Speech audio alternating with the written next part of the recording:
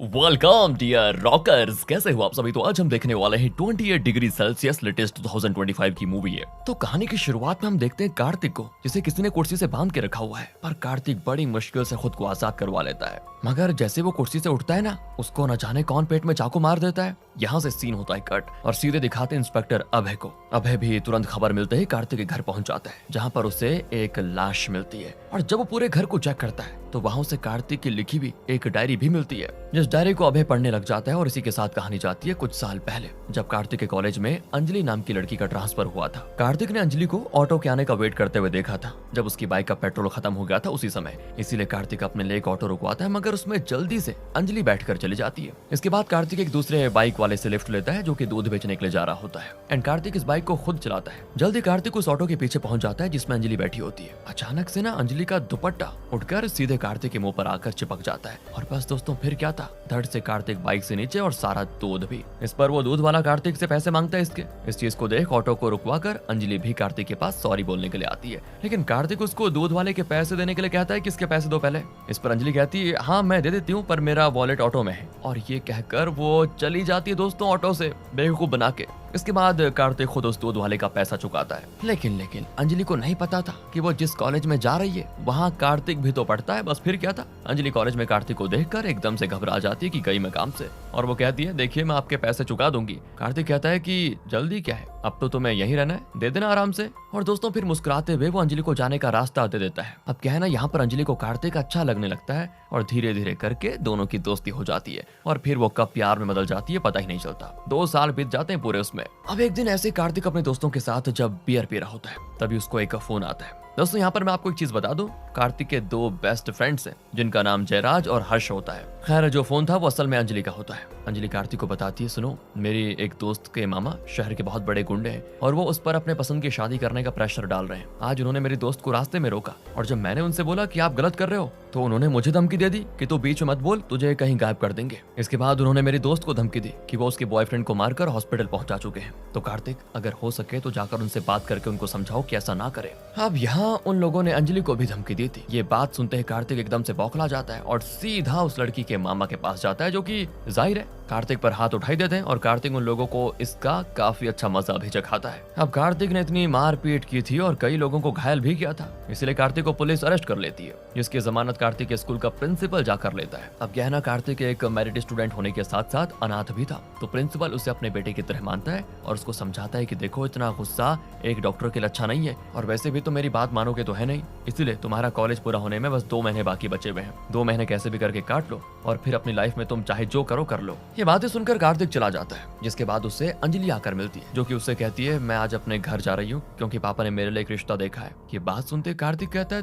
तो तुमने उनको बताया नहीं क्या हमारे बारे में, हमारे रिश्ते के बारे में? मैंने तुमसे बात करने को कहा था ना। तो इस बात में अंजलि कहती है कि तुम्हारे इसी गुस्से को देखकर मुझे लगता है कि हमारा रिश्ता अच्छा नहीं जा पाएगा शायद। फिर क्या था दोस्तों, इसी बात पे अंजलि और कार्तिक की हो जाती है बहस और लास्ट में कार्तिक अंजलि से सिर्फ इतना कहता है कि जो करना है कर लो। अंजलि अपने गांव आ जाती है और डिनर के वक्त वो अपने पिता से कहती है पापा मैं एक लड़के से प्यार करती हूँ, वो मेरे साथ कॉलेज में ही है, हालांकि वो अनाथ और हमारी जाति का भी नहीं है, लेकिन मुझे विश्वास है कि वो मुझे बहुत खुश रखेगा। तो अंजलि के पिता कहते हैं कि बेटा सुनो, मेरे लिए हमारी इज्जत मायने रखती है, तुम भाग जाओ ये मैं सह लूंगा, लेकिन ये नहीं सह पाऊंगा कि तुम किसी दूसरी जाति वाली से प्यार करो। उनकी ये बातें सुनकर अंजलि वापस चली जाती है। चेन्नई में काफी ज्यादा बारिश और तूफान आया होता है और अंजलि बैठकर वहां पर रोती रहती है। वो अपने पिता और कार्तिक की बातों को लगातार सोचे जाती है कि क्या करना है। अब अचानक से होता ये, अंजलि को काफी तेज ठंड लग जाती है और उसकी हालत कुछ ही मिनटों में हो जाती बहुत खराब। वो बुरी तरह से कांपती है और अजीब सा दौरा भी बढ़ जाता है उसको, जिसके बाद तुरंत अंजलि को हॉस्पिटल लेकर जाया जाता है। और ये बात जैसे कार्तिक को पता चलती है ना, वो दौड़ कर हॉस्पिटल पहुंच जाता है। इसके बाद तो कार्तिक को उसके कॉलेज का प्रिंसिपल, जो की एक ब्रेन सर्जन भी है, वो बताता है कि देखो अंजलि को एक रेयर कंडीशन हुई है, इसे हम इमोशनल डैमेज के कारण हुए ब्रेन इंजरी कह सकते हैं। अक्सर ब्रेन इंजरी सर के चोट लगने या किसी एक्सीडेंट की वजह से होती है, लेकिन ये बिल्कुल अलग है। अंजलि की कंडीशन कुछ ऐसी हो गई है जिसके कारण उसके आसपास का हल्का सा टेम्परेचर का बदलाव उसे काफी नुकसान पहुंचा सकता है। जैसे कि अंजलि अगर किसी हॉट कॉफी के कप को पकड़ेगी तो अचानक उसके शरीर का टेम्परेचर बढ़ने लग जाएगा और अगले 30 मिनट में उसको बहुत ही हाई फीवर हो जाएगा और उसकी मौत भी हो जाएगी। ऐसे ही अगर वो किसी ठंडे टेम्परेचर में जाती है तो ठंड की वजह से अगले 15 मिनट में उसकी जान जा सकती है। तो अंजलि को सिर्फ एक तरीके से जिंदा रखा जा सकता है, उसके बॉडी के टेम्परेचर को 28 डिग्री सेल्सियस पर बनाकर रखना होगा। वो किसी ऐसे इलाके में नहीं जा सकती जहाँ बहुत ज्यादा ठंड हो या ज्यादा गर्मी हो। साथ ही ये भी ख्याल रखना पड़ेगा कि उसे किसी भी बात की टेंशन ना हो। उसका ख्याल किसी कांच की गुड़िया की तरह रखना होगा तुम्हें। डॉक्टर की बात सुनकर कार्तिक को अपनी गलती का एहसास होता है और वो पूरे दिल जान से अंजलि की सेवा में लग जाता है। साथ ही अंजलि के आसपास का टेम्परेचर सिर्फ 28 डिग्री सेल्सियस तक ही रखता है कार्तिक, मतलब इसका पूरा ध्यान रखता है वो। जब अंजलि ठीक हो जाती है तो कार्तिक अंजलि को शादी के लिए प्रपोज कर देता है, जिसके लिए ऑफ कोर्स वो भी मान जाती है और फिर दोनों जल्दी से शादी भी कर लेते हैं। एक दिन क्या था कि कार्तिक का प्रिंसिपल कार्तिक को बताता है कि देखो मेरा एक दोस्त जॉर्जिया में रहता है, उसका नाम रिचर्ड है और वो अंजलि का इलाज कर सकता है। मैंने उसके बारे में पता किया है, तो एक काम करो, तुम तुरंत अंजलि को लेकर जॉर्जिया निकलो। अब तुम कॉलेज के मेरिट स्टूडेंट हो तो वहाँ के खर्चे की चिंता मत करना, मैं कॉलेज की तरफ से सब कुछ करवा दूंगा। वहाँ रिचर्ड के इलाज से शायद अंजलि ठीक हो जाए। ये बातें सुनते ही कार्तिक उन्हें गले लगा लेता है और फिर वो अंजलि के साथ जॉर्जिया के लिए निकल जाता है। तो वहाँ पर कार्तिक का दोस्त अमर उसके लिए एक घर का इंतजाम करता है पहले, जो कि काफी बड़ा होता है और वो घर अंजलि को पसंद भी आ जाता है। अगले दिन कार्तिक को हॉस्पिटल जाकर रिचर्ड से मिलना था, बहुत जरूरी काम था। जरूरी काम मतलब अंजलि का इलाज करवाना। तो वो अंजलि को उसका ख्याल रखने के लिए कहता है और ये भी बताता है कि हमारे पड़ोसी इंडियन है तो डरने की जरूरत नहीं है, तुम उनसे कुछ हेल्प भी ले सकती हो। इतना कहकर वो रिचर्ड से मिलने जाता है, जहाँ रिचर्ड कार्तिक को बताता है कि देखो अंजलि के इलाज से पहले मुझे उसके कुछ टेस्ट करने होंगे, उसे कल तुम लेकर आ जाना। तो यहाँ अंजलि अपने पड़ोसी से जाकर मिलती है और जल्दी उसकी उस परिवार से दोस्ती हो जाती है। यहाँ तक कि वो लोग तो अंजलि को डिनर के लिए भी इनवाइट करते हैं अपने घर पर। तो कार्तिक अंजलि के साथ वहाँ जाता है। उस परिवार में माता पिता और उनकी 14 साल की एक बेटी होती है। सभी साथ में बहुत अच्छा खाना वगैरह खाते हैं। अगले दिन कार्तिक अंजलि को टेस्ट के लिए लेकर जाता है,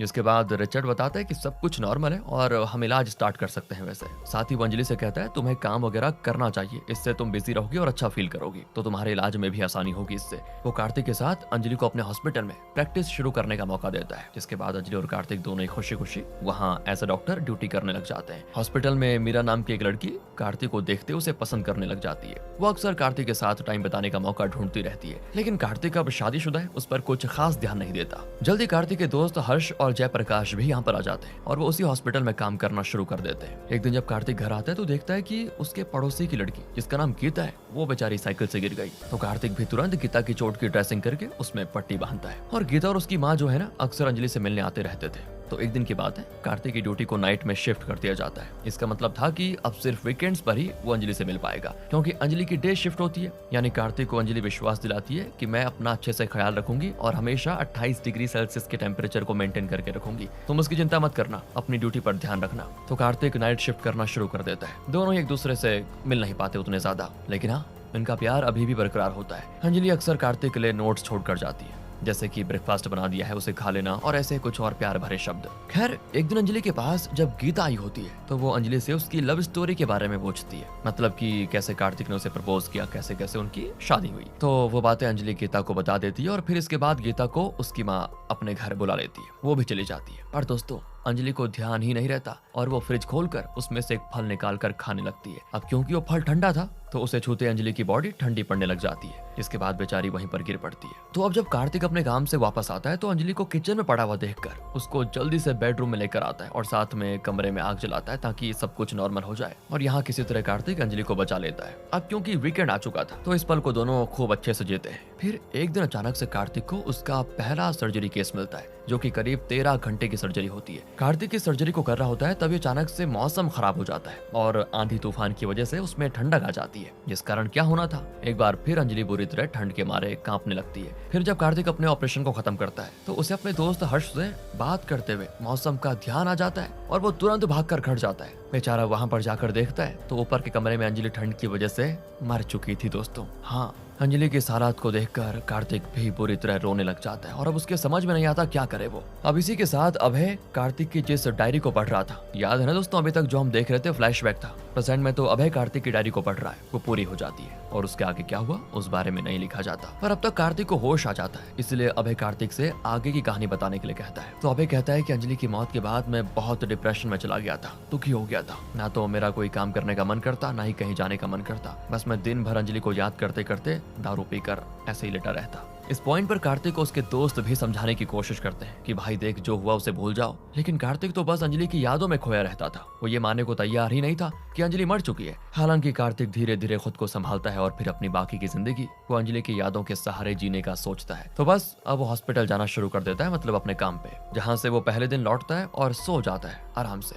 आधी रात को अचानक उसे कोई परफ्यूम की खुशबू आती है जो कि अंजलि लगाया करती थी। साथ ही हॉल भी ठीक उसी तरह कार्तिक को अरेंज मिलता है जिस तरह अंजलि को पसंद था। ये सब कार्तिक के साथ रोज होने लग जाता है, पर हद तो तब हो जाती है दोस्तों जब कार्तिक को एक नोट मिलता है, ठीक उसी तरह जैसे अंजलि कार्तिक के लिए छोड़ा करती थी। उस नोट में लिखा होता है, तुम कैसे हो। ये देखकर कार्तिक सबसे पहले उसकी हैंडराइटिंग को बाकी के जो पहले के नोट्स थे उनसे मिलवाता है। तो ये तो स्ट्रेंज, हैंडराइटिंग एकदम सेम टू सेम मिलती है, मतलब कि ये नोट अंजलि ने ही लिखा था। फिर दूसरे दिन कार्तिक को दूसरा नोट मिलता है जिसमें लिखा होता है कि मुझे तुम्हारे साथ और भी ज्यादा समय बिताना है। एंड कार्तिक फिर शॉक। अगले दिन वो अपने दोस्तों से इस बात को शेयर करता है तो कार्तिक के दोस्त उसे कहते हैं कि भाई ये भूत प्रेत कुछ नहीं होता, तुम बस अंजलि को मिस कर रहे हो, इसीलिए तुम्हें उसके इल्यूजन आ रहे हैं, बस उस घर को छोड़ दो। लेकिन कार्तिक उस घर को छोड़ना चाहता ही नहीं। तो अब कार्तिक की बातें सच है या फिर झूठ, इसका पता लगाने के लिए कार्तिक के दोस्त यानी कि अमर, जयप्रकाश और हर्ष उसके साथ रहने के लिए आ जाते हैं। आज नोट तो अपनी जगह पर होता है पर उसमें कुछ लिखा हुआ नहीं होता, तो कार्तिक उस नोट को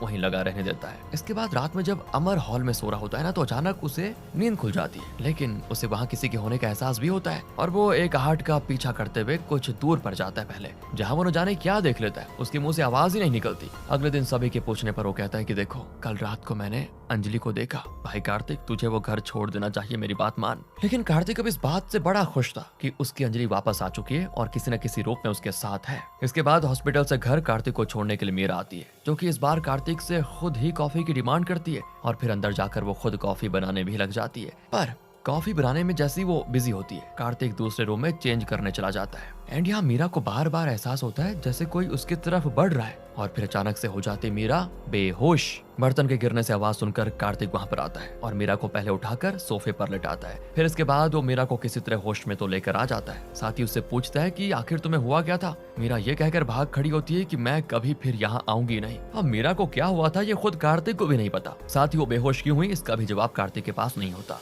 अब इस बीच कार्तिक जब उस खाली नोट को देखता है तो उसमें लिखा था, क्या तुम्हें विश्वास नहीं हो रहा कि ये मैं हूँ। अब अगले दिन जब कार्तिक अकेला बैठकर ड्रिंक कर रहा होता है तभी वहाँ पर गीता आ जाती है, जिसे उसकी माँ ने कार्तिक के लिए खाना लेकर भेजा था। पर यहाँ कार्तिक को पीते हुए देखकर गीता कहती है, दीदी को नहीं पसंद था कि आप शराबी बनो या शराब को हाथ भी लगाओ, मैं ये काम करती हूँ आपके लिए, बिल्कुल दीदी की तरह कॉफी बनाती हूँ। अब जैसे गीता कॉफी बनाना शुरू करती है उसे किसी के पीछे होने का एहसास हो जाता है, और जब वो भी पलटती है तो वहाँ कोई नहीं होता। ये सब कार्तिक भी गीता को करते हुए देख रहा था। फिर अचानक से गीता को न जाने क्या हो जाता है, वो अंजलि की तरह लेफ्ट हैंड से काम करने लगती है। फिर वो बदले हुए बाहों के साथ कार्तिक के लिए कॉफी भी लेकर आ जाती है और ये कहते कहते कार्तिक को छूने की कोशिश भी करती है, मगर कार्तिक यहाँ जोर से गीता को डांट लगाता है और वो हो जाती है बेहोश बेचारी। इसके बाद वो गीता को आवाज लगाकर होश में लाता है कि उठ जाओ, तुम्हारी मम्मी बुला रही है, जाओ। तो गीता चली जाती है, लेकिन उसको देखकर ऐसा लगता है जैसे अंजलि की आत्मा ने उसे अपने वश में किया हुआ था। उस समय कार्तिक यहाँ से सीधे अपने प्रिंसिपल को कॉल लगाता है और पूछता है कि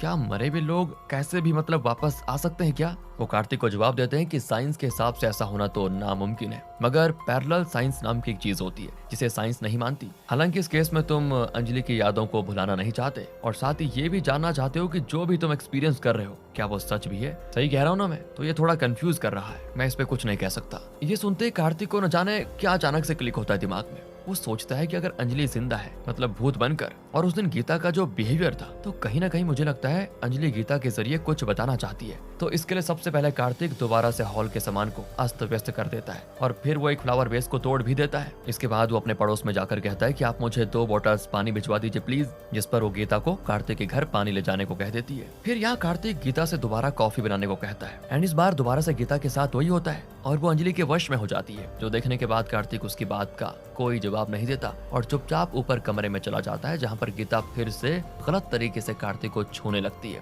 लेकिन कार्तिक लैपटॉप पर हॉल के सीसीटीवी की रिकॉर्डिंग देखने लगता है, जो कि उसने चुपके से ये देखने के लिए लगाया था कि आखिरकार ठीक अंजलि की तरह ये सामान को सही ढंग से कौन लगा रहा है। और जल्द ही इस बात का जवाब हमारे सामने होता है दोस्तों, ये सारा काम गीता करती है। उसी ने टूटे फूटे फ्लावर वेस की जगह पर नया फ्लावर वेस रखा था। ये देखकर गीता भी समझ जाती है कि उसका भांडा फूट चुका है। वो अंजलि की आत्मा के वश में होने का ड्रामा कर रही थी, क्योंकि वो कार्तिक से प्यार जो करने लगी थी। यहाँ कार्तिक जैसे गीता की तरफ ये कहते हुए बढ़ता है कि तुम्हारी और मेरी उम्र में देखा कितना फर्क है, ये भी नहीं सोचा तुमने। तो ठीक वैसे गीता उल्टा कार्तिक के सर पर वार करते हुए उसे बेहोश कर देती है, जिसके साथ ही फ्लैशबैक के जरिए हमें दिखाया जाता है कि एक बार कार्तिक अपनी चाबी जल्दबाजी में भूल गया था, तो इसीलिए हॉस्पिटल निकलते वक्त अंजलि ने वो चाबी गीता की मम्मी को दे दी ताकि वो कार्तिक को आने पर उसको चाबी दे दे। तो इस पॉइंट पर गीता ने उस चाबी का छाप ले लिया था और दूसरी डुप्लीकेट चाबी भी बनवा ली थी ताकि वो जब चाहे इनके घर में जा सके। यहाँ पर एक और चीज रिवील होती है दोस्तों, असल में गीता को एक खास तरह का डिसऑर्डर है जिसकी वजह से गीता बचपन में जो चीज चाह लेती थी